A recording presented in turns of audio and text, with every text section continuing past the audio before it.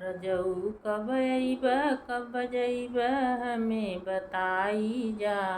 Photo एक खिंचाई जाना।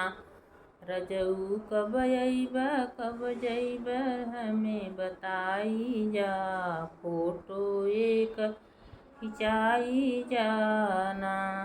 तोहरे मम्मी जी का बोली हमरे लागे करे चागोली।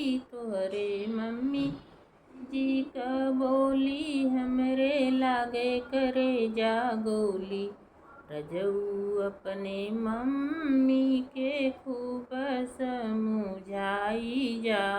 फोटो एक खिंचाई जाना।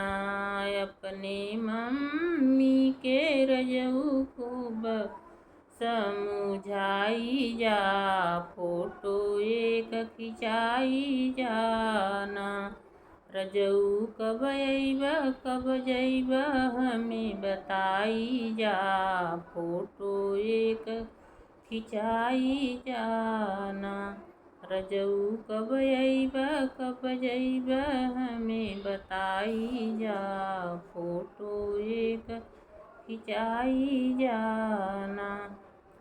तोहरे भाभी जी का बोली हमरे लागे करे चागोली। तोहरे भाभी जी का बोली हमरे लागे करे जागोली।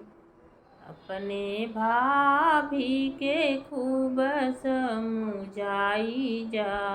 फोटो एक खिंचाई जाना। अपने भाभी के खूब समझाई जा।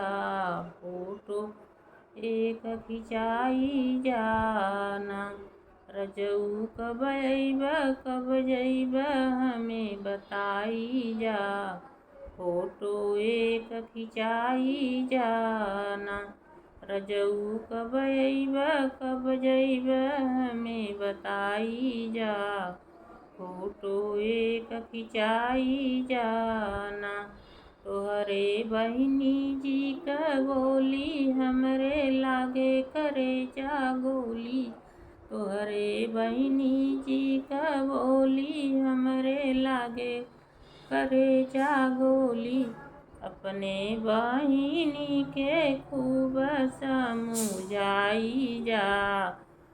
फोटो एक खिंचाई जाना।